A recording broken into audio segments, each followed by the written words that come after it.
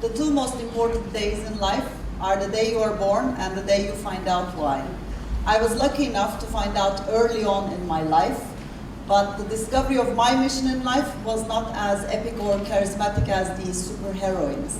I remember it just like yesterday when a doctor looked at my x-ray and diagnosed me with advanced scoliosis and told me that I couldn't climb trees, ride horses, skate, skip, and possibly even have children in the future.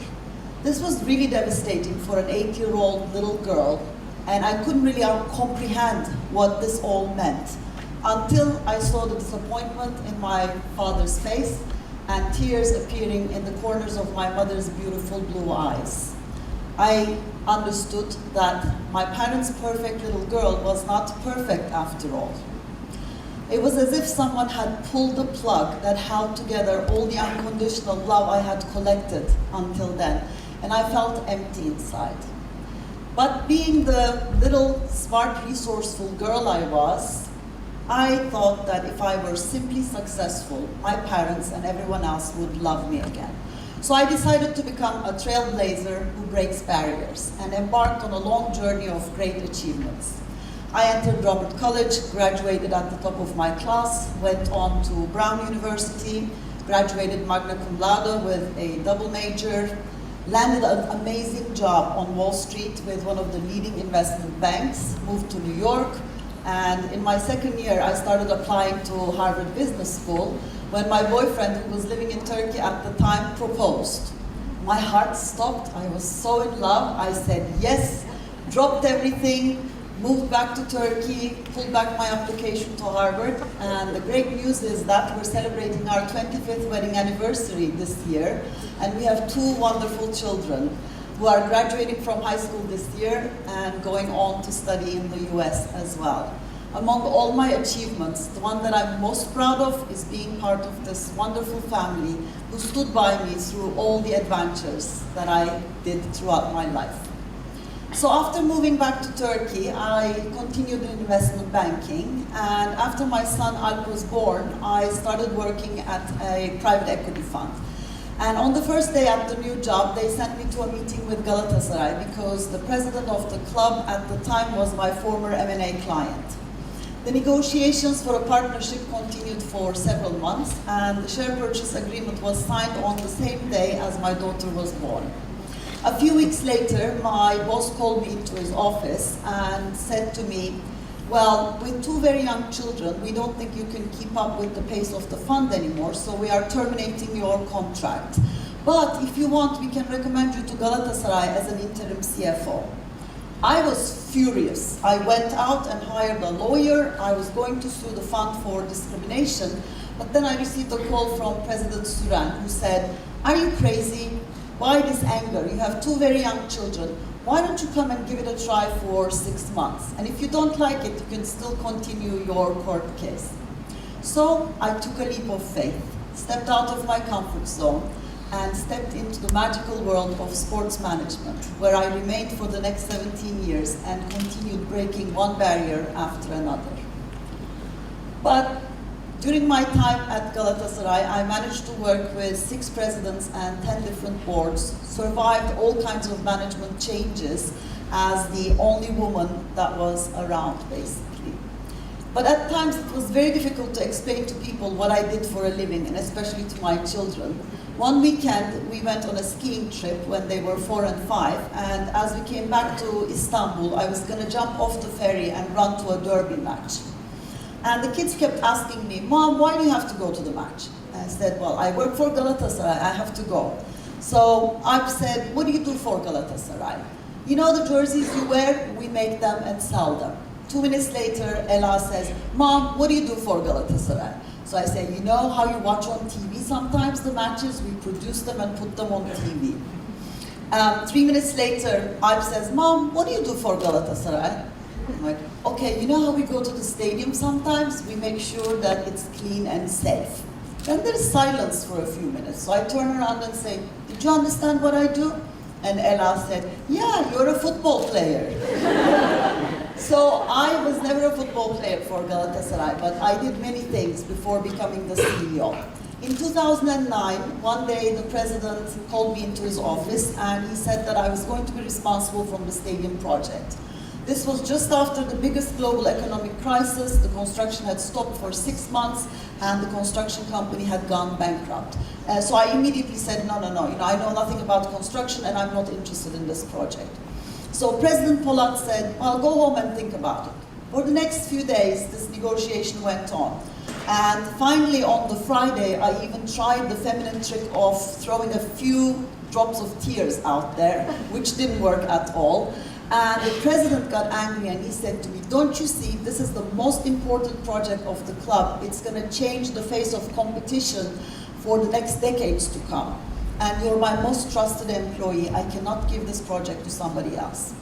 So I saw this challenge as an opportunity. I said yes, rolled up my sleeves, gathered a big group of experts together, and literally lived in this construction site for the next year and a half. And on the day of the opening of the stadium, it was one of the proudest moments in my life. It was as if I delivered my third child. So once I put this aside, I had to look for a new challenge. And the European Club Association, which is the highest body that runs European football, was going to hold elections. And never in its history had a woman ever run for office before. With the permission of my president, I nominated myself. Everyone thought, oh, how courageous and cute, but you'll never win. I said, fine, let's see. Then I called up all the clubs that were going to vote in the elections and explained my background, why I would be a good candidate and what I could do for the development of European football. On the day of the elections, the winning members are called to stage one by one. And when my name was announced, there was dead silence for a minute. Oh my God, she made it. Then someone stood up and started clapping, and soon all 200 members of the General Assembly were up celebrating my success together with me. For the next 2 years, I had the honor of serving with the most remarkable men in European football, including Karl-Heinz Rummenigge, the legendary president of Bayern Munich, presidents of Real Madrid, Barcelona, CEOs of Manchester United, AC Milan, and it was definitely a worthwhile trial on my part. So all of these successes brought home the Oscar of Football in 2011. I was selected as the Executive of the Year for finishing Galatasaray Stadium, restructuring the club's debt, and most importantly, breaking down the boardroom barriers and paving the way for more women to step into leadership positions. So I had to look for something new, of course. And I was asked to become the first female General Secretary of the Turkish Football Association. I was really hesitant, even though this was a great opportunity, because it was during the match-fixing investigations. And I accepted the job only after getting assurances from the president that I would not be involved in the investigations, but only work on a restructuring project, which I completed in a very short period of 2 months. And we received an award by FIFA for this project. I was asked to go and present at the General Secretary's seminar in front of 100 countries. I delivered a wonderful speech, sat down, looked at my phone, there were 38 missed calls. So I said, well, there was either another military coup in the country, earthquake, or something happened to the family. Apparently, while I was on stage praising the visionary president, they had resigned.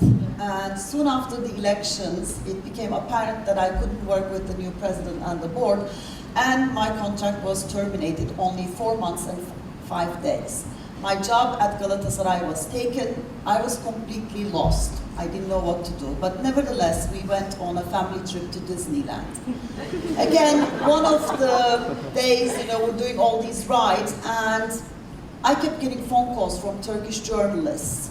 And they were telling me that a major social media defamation campaign had started against me for those 4 months and 5 days that I served as the General Secretary, relating it to the investigations. I started receiving hundreds of death threats a day, threats that my son would be abducted, my daughter would be raped. They were calling me names that I cannot even repeat here. It was just heartbreaking and devastating. The government even offered me private security. I thought about it, and then I said, if there's anyone out there stupid enough to believe these lies, and if there's anyone out there who's coward enough to harm a woman for simply doing what her job description dictates, then come and find me. I'm here. So this campaign unfortunately went on for months and months, and the only thing I knew was to look for another challenge. I ran for election this time at Galatasaray and became the third woman in its history to become a board member. I thought that things were finally picking up and looking better for me. I just didn't know that life was getting ready to throw another challenge at me. We see news like this in the papers every day, but never think that it would happen to us. This is my brother and his family. September 2014, I was giving a speech at a seminar in Manchester when I received the news that my nephew was born with emergency C-section. So I got on the first flight back and run to the hospital, take lots of pictures, post them all over social media as the proud aunt. The next day, I receive a call from my sister-in-law frantically saying, take off all the pictures, that's not my son. I'm like, what do you mean, Duygu, that's not your son? Apparently, the hospital had mixed up the babies and realized the mistake after 24 hours and gave the right baby. But there was something wrong with her health, Duygu's health. She was nevertheless discharged from the hospital. And on the 7th day, I'm sitting at a board meeting at Galatasaray, and my brother keeps calling, and I can't answer because I'm in the meeting. Then he sends me a text message saying, urgent, run, Duygu is having a brain hemorrhage. By the time I got to the hospital, unfortunately, she was already in a coma. And for the next 19 days, hundreds of people gathered in the hospital lobby praying for her to come back. Unfortunately, even before Mert was a month old, she passed away, leaving her most precious treasure behind with us. This time, I was broken in 1,000 pieces.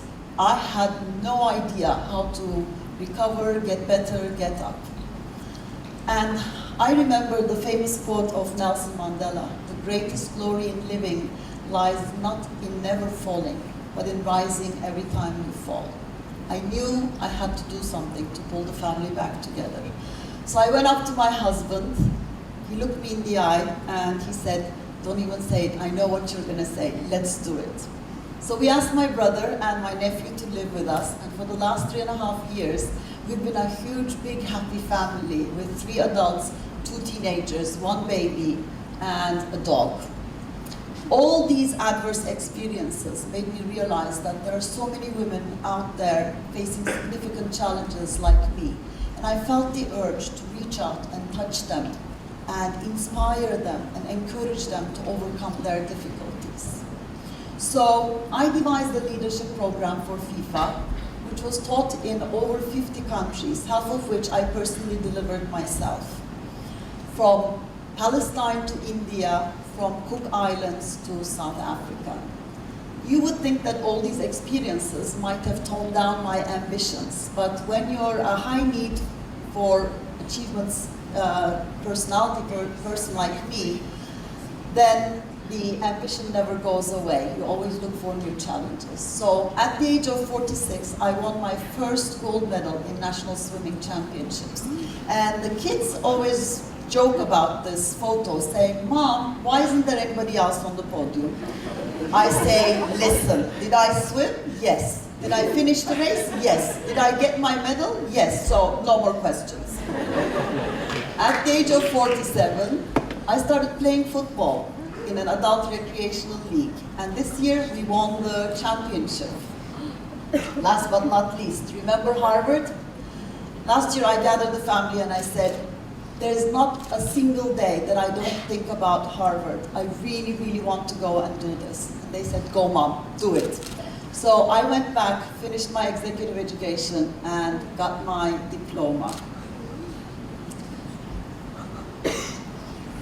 It takes a lot of courage to be vulnerable, but there's nothing more fulfilling than knowing that by telling my story, I was able to help hundreds and thousands of people move across in their personal journeys to untraveled territories. As for me, after years of equating love and acceptance mostly with success, I was finally able to see beyond this body that the 8-year-old girl was trapped in, and look at things with another perspective and redefine success. Success is being authentic, and it starts with being honest to yourself. Success is not letting boundaries inhibit you, but actually bring out the genius in you. Success is remaining curious. The world is changing exponentially, and what will differentiate humans from AI in the future will be our creativity. Success is making a difference in the lives of others, having empathy, listening, and being able to see from the eyes of others. Success is building a future that you would like your children to live in. And I will not go through the whole alphabet, but last but not least, no matter what kind of challenges life throws at you, remaining grateful to be simply alive. Thank you.